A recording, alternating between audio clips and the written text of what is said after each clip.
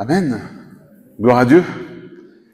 Il est bon de louer Dieu, il est bon d'adorer Dieu, de venir se plonger dans sa présence, de dire, ouais, Seigneur, je veux prendre ce temps pour me laisser ressourcer, me laisser rafraîchir, venir souffler dans ma vie, prendre toute ta place dans mon cœur. Voilà, je ne sais pas si j'avais une question pour vous, forcément, mais est-ce que vous avez déjà pris le temps un jour, je pense que oui, mais est-ce que vous avez déjà pris le temps un jour dans vos vies de vous reposer auprès d'une rivière? Auprès d'une rivière, simplement de vous poser et de vous dire, voilà, moi je profite de ce temps, je me rafraîchis, Dieu me donne du temps, alors je profite. Ça nous est déjà arrivé, je me rappelle d'une sortie avec l'église qu'on avait fait au lac de Caniel, on avait profité de ce temps juste pour se reposer. Il faut savoir qu'au lac de Caniel, il y a la Durdan qui passe, on profite de la rivière et on se repose. Et qu'est-ce que ça fait du bien de se reposer auprès d'une rivière, de juste profiter de ce que Dieu a créé. Physiquement, ça fait du bien. Maintenant, si je vous pose une autre question, c'est comment faites-vous spirituellement pour vous reposer? Comment faites-vous spirituellement pour profiter et d'être rafraîchi par Dieu, d'être encouragé, rééquipé peut-être même? Vous savez qu'aujourd'hui, il y a, dans le monde, tellement que les gens courent à 100 à l'heure, au lieu d'aller se reposer près d'une rivière et profiter, les gens préfèrent mettre des bruits blancs. Je ne sais pas si vous connaissez les bruits blancs. Vous connaissez pas? C'est très simple, c'est quand on écoute le bruit des vagues, l'orage ou la pluie. C'est pas interdit, ça peut être bien pour ceux qui aiment. Mais aujourd'hui, au lieu de profiter juste simplement de ce que Dieu a créé, par exemple aujourd'hui il pleut, au lieu de profiter de ça, ils préfèrent mettre leurs écouteurs et écouter des sons de pluie, des sons de vagues ou des sons des choses. Et beaucoup préfèrent écouter ces sons juste pour se relaxer intérieurement. Mais ça va 5 minutes. Après, ils retournent dans leur vie. Ils retournent dans le stress. Mais maintenant, je pose cette question, et pour vous qui êtes des hommes et des femmes d'esprit, vous qui cherchez spirituellement à rencontrer Jésus, à aller plus loin avec lui, comment on fait pour se reposer spirituellement? Alors, j'ai lu un psaume qui était très intéressant, et on va le lire ensemble. Je vais le lire en version Summer, mais on va le lire entièrement parce que il est encourageant, et dans le psalmiste nous donne 2 clés importantes. Le psaume 42. Vous allez vous reconnaître un petit peu peut-être. Au chef des chœurs, méditation des Coréites. Comme une biche tourne la tête vers le cours d'eau, je me tourne vers toi, ô Dieu. J'ai soif de Dieu, du Dieu vivant. Quand donc pourrais-je aller et me présenter devant Dieu? Vous avez vu la question? Quand est-ce que je peux aller me présenter devant Dieu? Mes larmes sont le pain de mes jours comme de mes nuits. Sans cesse, on me répète, ton Dieu, où est-il donc? Alors que j'épanche mon cœur, je me souviens du temps où, avec le cortège, je m'avançais, marchant avec la foule vers le temple de Dieu, au milieu de la joie et des cris de reconnaissance de tout un peuple en fête. Pourquoi donc, ô mon âme, es-tu si abattue et gémis-tu sur moi? Mets ton espoir en Dieu. Je te louerai encore, car il est mon sauveur, mon Dieu. Mon âme est abattue. Voilà pourquoi je pense à toi du pays de Jourdain, des cimes de l'Hermon et du mont Mitséar. Un abîme en appelle un autre. Au grondement de tes cascades, tous les flots de tes larmes ont déferlé sur moi. Que le jour, l'Éternel me montre son amour. Je passerai la nuit à chanter ses louanges et j'adresserai ma prière au Dieu qui me fait vivre. Car je veux dire à Dieu, lui qui est mon rocher, pourquoi m'ignores-tu? Pourquoi donc me faut-il vivre dans la tristesse, subissant l'oppression de l'ennemi? Mes membres sont meurtris, mes ennemis m'insultent sans cesse, et ils me demandent, ton Dieu, où est-il donc? Pourquoi donc, ô mon âme, es-tu si abattu, et gémis-tu sur moi? Mets ton espoir en Dieu. Je le louerai encore, mon sauveur est mon Dieu. Amen. On voit un psalmiste là qui est un peu découragé, déprimé, abattu, il va dire. Il est abattu. Et il garde toujours ces 2 clés importantes, on va pas s'attarder trop dessus, mais je vous les donne quand même. Il met son espoir en Dieu et il le loue malgré la situation. Il le loue malgré la situation. Il adore Dieu quand même. Il va parler à son âme, il va dire, mais pourquoi es-tu si abattu? Mets ton espoir en Dieu. Il est vrai que quand on regarde les nouvelles, aujourd'hui, il y a de quoi de déprimer. Il y a quoi de dire, mais c'est bon, ce monde est foutu. Pardonnez-moi du terme. Mais permettez-moi de vous dire que non. Puisque même si ce monde est ébranlé, Dieu, lui, il est inébranlable. Il est au-dessus de toute chose. Il a toute autorité. C'est lui qui aura le dernier mot. Alors aujourd'hui, si peut-être tu te sens comme ce psalmiste en disant, mais je suis abattu, je suis découragé, j'en peux plus. Il est temps que tu mettes ton espoir en Dieu et que tu commences à louer Dieu. C'est des clés importantes pour pouvoir retrouver la joie, l'assurance du salut. Voilà pour ces 2 points, mais je vais aller plus loin parce que j'avais surtout une image en tête à vous partager aujourd'hui. Dans la Bible, on retrouve plusieurs fois un symbole, c'est la rivière. On l'a chanté, à la rivière, Seigneur, je viens te rencontrer. Plonge-moi dans ta rivière d'amour. Et on va voir que dans la Bible, il y a 4 symboles, juste en parlant de la rivière. Ils signifient 4 choses importantes. Je vous les donne vite fait. La rivière, dans la Bible, c'est la source de vie, c'est la bénédiction, c'est la présence de Dieu et la purification. C'est ces choses-là, la rivière. Et donc, premièrement, effectivement, je vous vois, le premier point, comme je vous l'ai dit, c'est la vie. Vous êtes d'accord avec moi? Si je vous dis, vous avez certainement déjà entendu ça dans votre vie, mais l'eau, c'est la vie. On est d'accord là-dessus. On a besoin d'eau pour vivre. D'ailleurs, d'après l'article scientifique que j'ai lu sur Karen, cet article s'appelle « La bonne gestion de l'eau », un enjeu majeur du développement durable, mais il va juste donner quelques termes intéressants. Parmi les ressources qui contribuent au développement des activités humaines, l'eau présente plusieurs caractéristiques qui la distinguent de tous les autres. Elle est indispensable à la vie. Elle est omniprésente. Elle compose 65% du corps humain et elle recouvre 70% de la surface de la Terre. Elle est disponible en quantité strictement fixe, dictée par des lois de conservation et de cycle de l'eau. On voit que sans eau, il n'y aurait pas de vie. Et d'ailleurs, je ne vais pas me baser sur cet article, on va aller dans la parole de Dieu, dans Genèse chapitre 2, on va le voir. Genèse chapitre 2, verset 4. Voilà ce que Dieu va faire, il va utiliser l'eau à ce moment-là. Genèse chapitre 2, verset 4, on va lire jusqu'au verset 7. Voici l'histoire de ce qui est advenu au ciel et sur la terre lorsqu'ils furent créés. Au temps où l'Éternel Dieu fit la terre et le ciel, il n'existait encore sur la terre aucun arbuste, aucune herbe des champs n'avait encore germé, car l'Éternel Dieu n'avait pas fait pleuvoir sur la terre, et il n'y avait pas d'homme pour cultiver la terre. De l'eau se mit à soudre. En gros, une vapeur d'eau s'est sortie de la terre pour arroser le sol. De l'eau se mit à soudre et à irriguer toute la surface du sol. L'Éternel Dieu façonna l'homme avec la poussière du sol et lui insuffla dans les narines le souffle de vie. Et l'homme devint un être vivant. Amen. Gloire à Dieu pour ce que Dieu a fait. Gloire à Dieu pour cette création merveilleuse que Dieu a fait. Dieu a commencé tout d'abord par partir sur une base de terre sec. Il n'y avait pas d'eau, il n'y avait pas un arbuste, pas d'herbe. Dieu a mis de l'eau pour faire surgir la vie. Donc effectivement, quand on dit l'eau, c'est la vie, c'est essentiel pour nous. La vie parut au moment où Dieu a décidé d'arroser la terre. C'est à ce moment-là où l'homme a pu être créé. À ce moment-là où Dieu va insuffler la vie en l'homme. Par ce texte, effectivement, on peut voir clairement que c'est à partir de ce moment-là que toute l'origine de la vie a eu lieu. À partir du moment où Dieu a commencé à arroser la terre. À un moment donné, il y a une femme aussi dans la Bible qui va aller chercher de l'eau. On la prend souvent, cet exemple, c'est la femme samaritaine.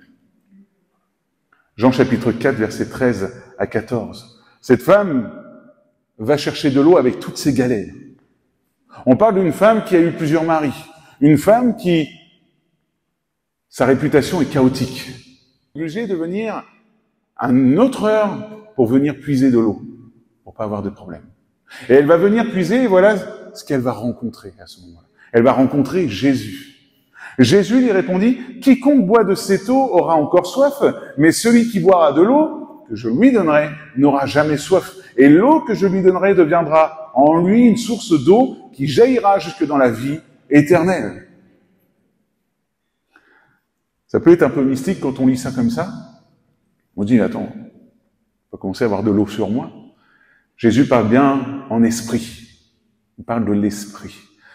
L'esprit de Dieu, c'est ce que nous aspirons aujourd'hui, à être remplis du Saint-Esprit, à être rafraîchis du Saint-Esprit. Et c'est cet esprit-là, quand Dieu va venir nous inonder de cet esprit-là, spirituellement, nous n'aurons plus soif. Nous serons abreuvés spirituellement. Mais par cet esprit-là, ensuite, Dieu veut que cet esprit se répande à travers nous, afin que ceux qui nous entourent, et on va le voir après, puissent connaître aussi Dieu. Cette femme samaritaine vient avec toutes ses galères, vient avec sa mauvaise réputation. Forcément, elle vient pour puiser de l'eau, mais elle avait aussi une soif spirituelle qui était là. Une soif spirituelle qui n'était pas comblée, puisqu'elle va débattre un peu avec Jésus en disant, mais voilà, nous, de notre époque, on nous dit qu'il faut qu'on aille adorer sur cette montagne-là, et d'autres nous disent, non, il faut aller là, au temple. Et Jésus va tout simplement dire, non, à un moment donné, il n'y aura plus besoin de tout ça. Là où vous serez, vous pourrez m'adorer en esprit et en vérité.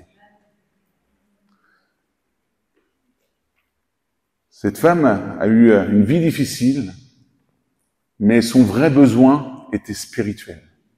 Et aujourd'hui, peut-être que toi, c'est ton cas. Tu viens ici pour écouter la parole, c'est très bien. Mais tu as dans ton cœur ce besoin de dire, je veux aller plus loin. Je veux avoir des paroles de Dieu. Je veux savoir ce que je dois faire. Je veux savoir où aller. Ce que je dois faire dans ma vie. Ma vie est peut-être comme cette femme complètement chaotique, avec une mauvaise réputation.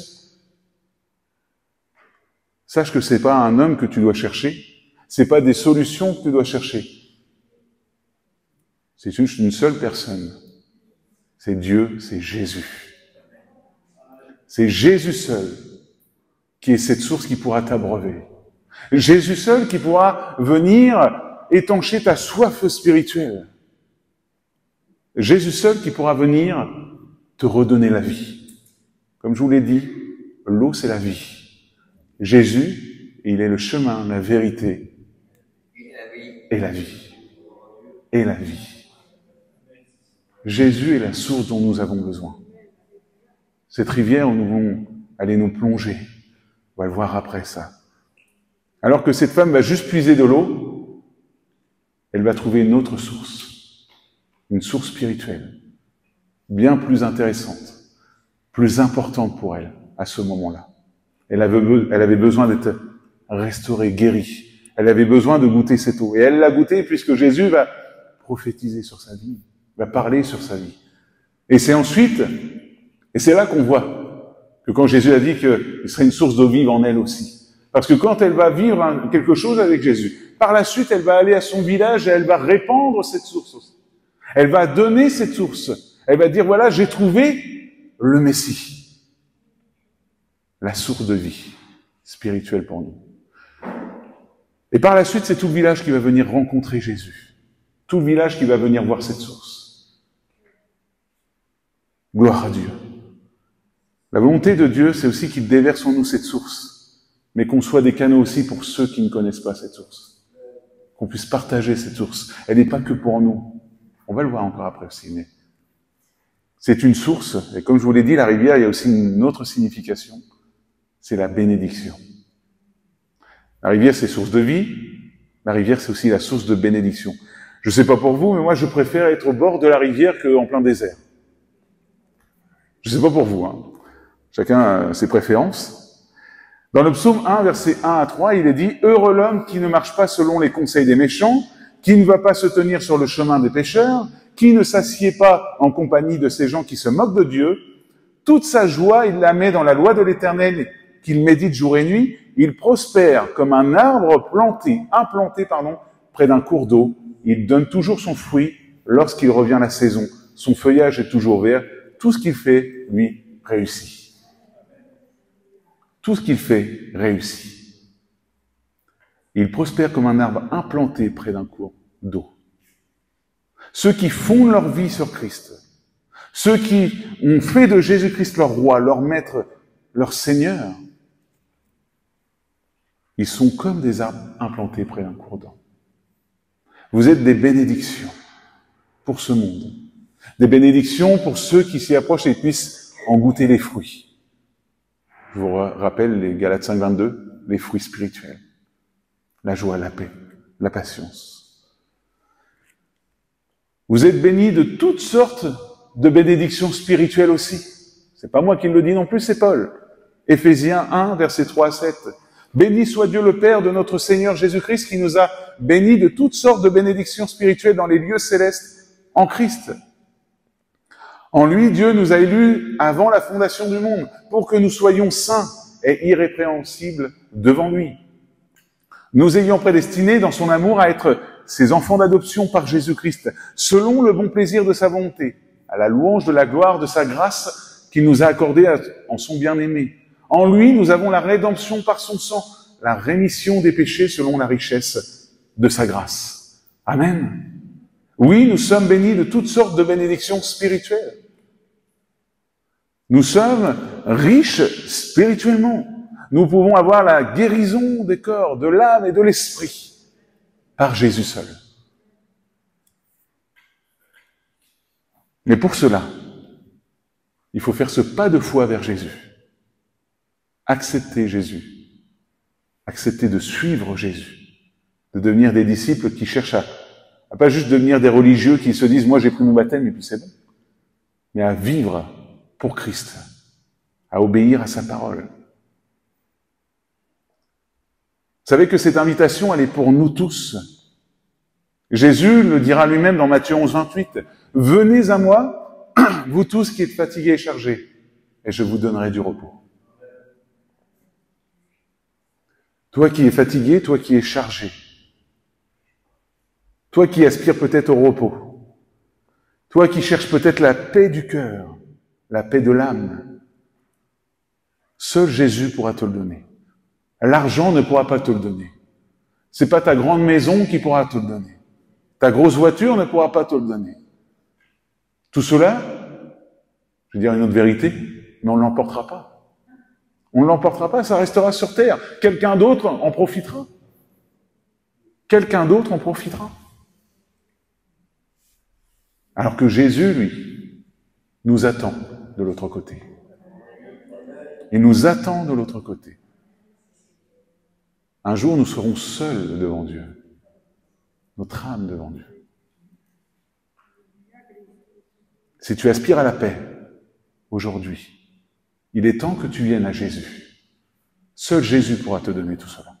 Seul Jésus pourra combler ton cœur. Seul Jésus pourra venir te donner un cœur nouveau, un esprit nouveau. Une source d'eau vive en toi jaillira. La troisième image de la rivière, c'est la présence de Dieu. Comme on l'a chanté, plonge-moi dans ta rivière d'amour. À un moment donné, j'ai lu tout à l'heure, j'avais en tête ce que Ézéchiel a vécu. Il est dans cette vision et il va voir une rivière, un torrent plutôt, un torrent coulé du temple de Dieu. Et il va mesurer cela, un ange avec lui va mesurer cela, à chaque fois qu'il faisait 1000 coudées, l'eau lui arrivait aux chevilles. 1000 coudées encore plus loin, l'eau lui arrivait aux genoux. Et à un moment donné, encore 1000 coudées, il ne pouvait plus, c'était un torrent, c'était trop profond. Et quand vous lisez la suite, c'est dans Ézéchiel 47, si vous voulez chercher, Ézéchiel 47, et on voit que il y a le détail de ce torrent qui dit, ce torrent va se répandre dans plusieurs régions et il va donner de la vie aux arbustes. Il va donner de la vie aux arbres, aux herbes, aux animaux. Il va même donner de la vie aux pêcheurs. Par la suite, ils pourront pêcher autant qu'ils veulent. Ils en tireront toujours toutes les bénédictions qu'ils veulent. Tout cela découle d'un seul point, le temple de Dieu. Le torrent qui sort du temple de Dieu. C'est ce que Ézéchiel a vu. Aujourd'hui, on peut le revoir aussi parce que dans une autre manière avec Jean. Puisque Jean l'a vu, il le dira dans l'Apocalypse. L'Apocalypse, ça veut dire révélation. Donc il va révéler ce qu'il va voir. Et voilà, on lit dans l'Apocalypse chapitre 22, versets 1 à 5. Et il me montra un fleuve d'eau de la vie, limpide comme du cristal, qui sortait du trône de Dieu et de l'agneau. Au milieu de la place de la ville et sur les deux bords du fleuve, il y avait un arbre de vie, produisant 12 fois des fruits, rendant son fruit chaque mois, et dont les feuilles servaient à la guérison des nations. Il n'y aura plus d'anathème. Le trône de Dieu et de l'agneau sera dans la ville. Ses serviteurs le serviront et verront sa face, et son nom sera sur leur front. Il n'y aura plus de nuit, et ils n'auront besoin ni de lampe, ni de lumière, parce que le Seigneur Dieu les éclairera, et ils régneront au siècle des siècles. Gloire à Dieu, amen. Gloire à Dieu pour cela. Mes frères et sœurs, c'est ce qui vous attend. Grâce à Jésus, c'est ce qui nous attend. Jour et nuit, nous serons devant Dieu. Jour et nuit, nous serons dans sa présence. Plus besoin de soleil, plus besoin de lampe. Dieu seul nous éclairera. Il guérira les nations. Je peux même aller plus loin. Plus de maladies. Plus de problèmes, de possession, quoi que ce soit. Nous serons dans sa sainteté. Plus de péché. Quelle grâce pour nous. Quelle promesse. Il est bon parfois quand tu désespères, quand peut-être que tu as l'âme un peu abattue. Je t'invite à relire ces morceaux. Parce que c'est ce qui t'attend, c'est ton espoir, c'est ton espérance. Dire Seigneur, voilà, c'est vrai que aujourd'hui je galère, mais un jour je serai dans ta présence. Un jour je n'aurai plus à galérer.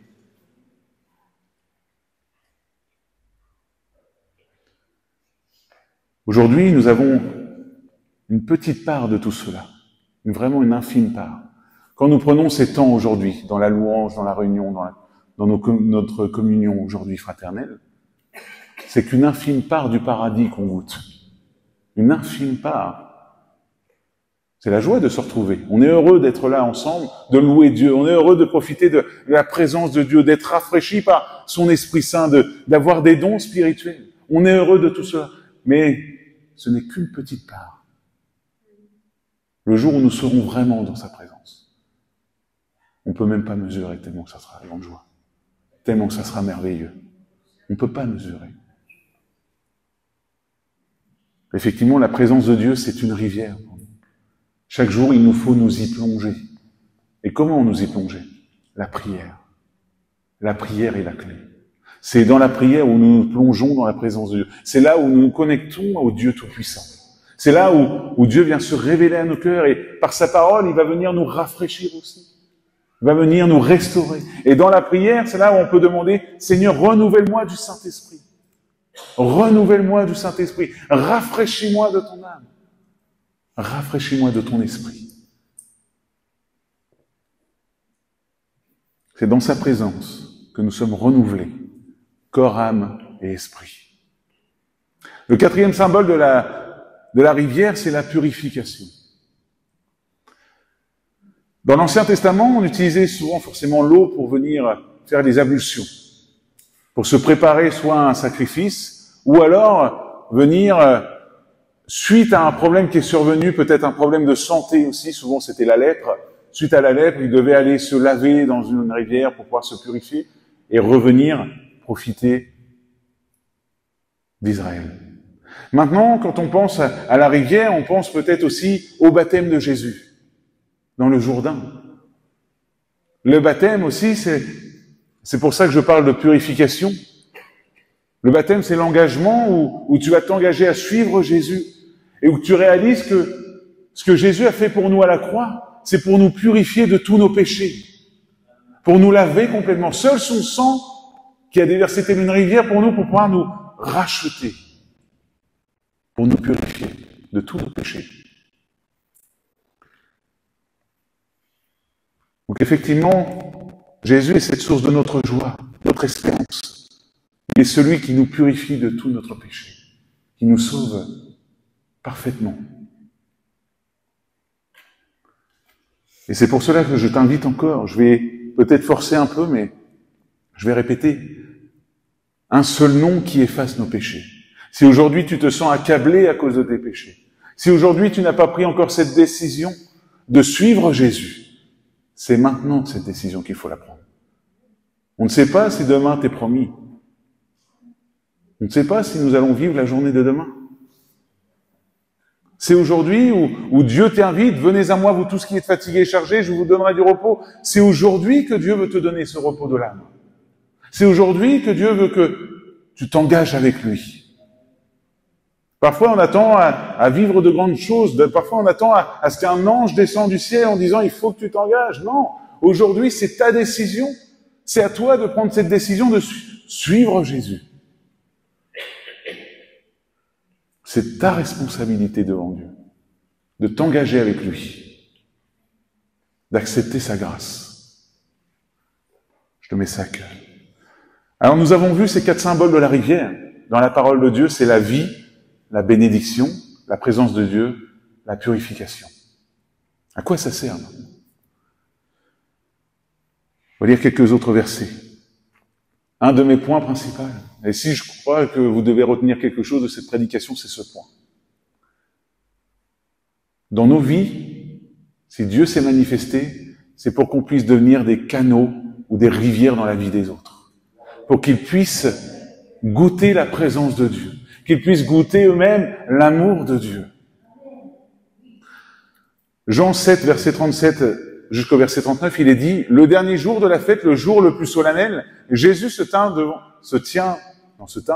la foule et lança à pleine voix, si quelqu'un a soif, qu'il vienne à moi, et que celui qui croit en moi boive. Car comme le dit l'Écriture, les fleuves d'eau vive jailliront de lui. En disant cela, il faisait allusion à l'Esprit qui devait recevoir plus tard ceux qui croiraient en lui. En effet, à ce moment-là, l'Esprit n'avait pas encore été donné parce que Jésus n'était pas encore entré dans sa gloire. Amen. Jésus est cette source à laquelle tu peux venir puiser chaque jour. Jésus est cette source à laquelle tu peux venir trouver la paix, la joie du cœur, le pardon de tes péchés, la restauration, la guérison. Tout cela, c'est Jésus qui est la source. Jésus qui est cette source de tout. Donc à nous de venir à cette source, à nous de chercher cette source, à nous de s'engager, de dire, Seigneur, je crois, donc je bois. Cette source d'eau vive, qui est le Saint-Esprit, c'est le désir de Dieu, mes frères et sœurs, que vous soyez remplis de l'Esprit. C'est la volonté de Dieu. Donc quand vous priez dans le sens, Seigneur, remplis-moi de ton Saint-Esprit, vous priez dans le sens de la volonté de Dieu. C'est son désir qu'on devienne des sources d'eau vive. Vous savez que le Saint-Esprit permet aussi une chose, c'est de travailler nos cœurs, de nous changer, de nous purifier encore, de nous épurer. Il y a toujours cette histoire que je pense à un enfant avec son grand-père, où son grand-père va lui donner le panier qui contenait le charbon, il n'y a plus de charbon, le panier est vide, et son grand-père va lui dire, bah tiens, tu prends le panier, tu vas à la rivière qui est un peu plus loin et tu m'amènes de l'eau avec. Il va prendre le panier, le petit enfant va prendre le panier, il va à la rivière, il plonge le panier dans l'eau. Il ressort le panier, il commence à marcher vers son grand-père, le panier qui se vide complètement de l'eau. Pourquoi? Parce que c'est un panier, c'est plein d'eau. Donc qu'est-ce qu'il fait? Il n'y a plus d'eut. Il replonge le panier dans l'eau, dans la rivière. Il plonge dedans, il reprend de l'eau. Il ramène vers son grand-père, il voit que le panier se vide autant. Il refait 3 à 4 fois. Puis à un moment donné, épuisé, il revient vers son grand-père en disant, mais voilà, j'arrive pas à t'amener de l'eau, papy. Comment je peux faire? Le grand-père va le regarder, il fait, c'est pas de l'eau que je voulais, c'est que tu laves le panier que je voulais. Se plonger dans la rivière, dans la présence de Dieu, permet de nous changer, de nous transformer, petit à petit. Pas d'un coup, mais il vient changer nos mauvais caractères, changer parfois nos tentations qui peuvent être là à venir nous faire réaliser qu'il y a des choses qui doivent changer dans nos vies. Et donc oui, il faut que plusieurs fois, chaque jour, nous nous plongeons dans la rivière de Dieu. Nous nous plongeons dans sa présence.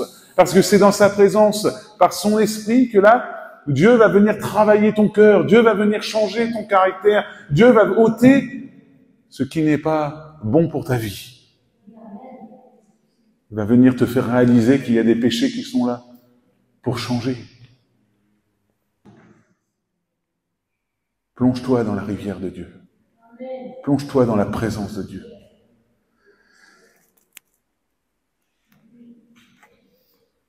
Si on commence à parler aussi comme le monde, si on commence à critiquer, à juger, à avoir des paroles qui sont moqueuses ou alors des injures, on n'est pas mieux que le monde. Et les gens qui sont autour de nous vont pas voir la différence. Pourquoi je vous dis ça? C'est parce que Jacques va prendre une image à un moment donné. Jacques, chapitre 3, verset 9. Il va dire, en parlant de la langue, « Par elle, nous bénissons le Seigneur notre Père, et par elle, nous maudissons les hommes faits à l'image de Dieu. De la même bouche sortent la bénédiction et la malédiction. Il ne faut pas que mes frères qu'il en soit ainsi. » Et c'est là l'image qu'il prend. « La source fait-elle jaillir par la même ouverture l'eau douce et l'eau amère ?» C'est soit on est une source d'eau douce, soit on est une source d'eau amère. Si Dieu nous équipe de son Saint-Esprit pour qu'on puisse jaillir dans la vie des autres, c'est pas pour qu'on puisse être des sources amères dans la vie des autres. Si les gens viennent nous rencontrer et qu'ils ne rencontrent que la critique, le jugement, la grossièreté ou les mauvaises paroles, en quoi faisons-nous la différence? Par contre, s'il vient et qu'il rencontre des mots de paroles de vie, des mots qui donnent la vie, des mots qui encouragent, des mots qui fortifient, là, nous faisons la différence. Là, à ce moment-là, il goûte l'amour de Dieu. Il goûte la présence de Dieu. Par vous. Parce que vous serez cette source dont Dieu veut que vous soyez. Faisons la différence. Je vous donne le même conseil que Jacques. Mais qu'il n'en soit pas ainsi, qu'on ne soit pas des gens avec une bouche de malédiction. Mais qu'on ait une bouche de bénédiction. Qui apporte la bénédiction, qui apporte l'eau de la vie. Est-ce que vous connaissez aussi la théorie des rivières? Ça vous dit quelque chose ou pas? La théorie des rivières, ça s'utilise souvent dans l'économie. Exemple, si j'avais un projet, je vais dire n'importe quoi, on va construire une église, il nous faut 200 000 euros, on va faire des appels aux dons, et en fait, ces appels aux dons, c'est comme des petites rivières qui vont venir de partout pour former un énorme fleuve. C'est ça la théorie des rivières, c'est que toutes les petites rivières qui viennent de partout forment à la fin un énorme fleuve. D'ailleurs, vous le voyez dans Ézéchiel 47, c'est que quand Dieu parle du torrent, de toutes les rivières, il parle bien à la fin, il dit que toutes les rivières donnent à la mer, ils se jettent dans la mer, et il va même dire plus loin, il va dire, il donne la vie à la mer. Et donc effectivement, toutes ces petites rivières, comme on reprend cette théorie des rivières, ces petites rivières vont nous faire vivre des bénédictions. Et donc, je reprends cela pour vous, mes frères et sœurs, pour nous tous. Si nous sommes tous des petites rivières dans la vie de ce monde, nous verrons un fleuve de bénédiction découler dans ce monde.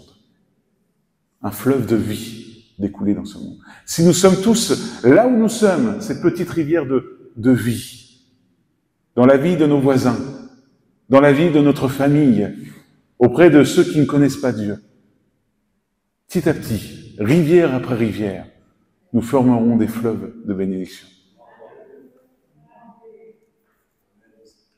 Si je dois résumer cela, c'est être un témoin. Être des témoins pour Christ. Témoigner de ce que Dieu a fait. Tout comme la femme samaritaine l'a fait. J'ai rencontré le Messie. Et voilà ce qu'il a dit sur ma vie. Témoignons simplement de ce que Dieu a fait dans nos vies. Galates chapitre 6, verset 9. Ne nous lassons pas de faire le bien, car nous moissonnerons au temps convenable, si nous ne nous relâchons pas. Donc oui, mes frères, mes sœurs, vos petites prières, nos petits actes de foi, nos petits commencements dans le ministère ou dans un service, notre unité du corps de Christ, les œuvres de Dieu dans la vie. C'est peut-être à nos yeux des petites choses, mais toutes ces petites choses forment de grands fleuves de bénédiction dans nos vies. Alors aujourd'hui, ne vous lassez pas de faire tout cela. Ne te lasse pas de prier. Ne te lasse pas de marcher par la foi. Ne te lasse pas de donner des mots de Dieu dans la vie des gens. Ne te lasse pas de l'unité du corps de Christ. N'abandonne pas son Église. Ne te lasse pas de l'œuvre de Dieu dans ton cœur. Petit à petit, Dieu travaille. Goutte par goutte, cela forme de grandes bénédictions. Ne laisse pas l'ennemi tarir ta source. C'est pour cela qu'il est important de venir prier tous les jours, se plonger dans la présence de Dieu. Parce que c'est vite facile de laisser l'ennemi nous donner des paroles qui vont nous décourager, des paroles qui vont venir faire tarir notre source. Et ensuite, on va devenir des sources amères dans la vie des gens.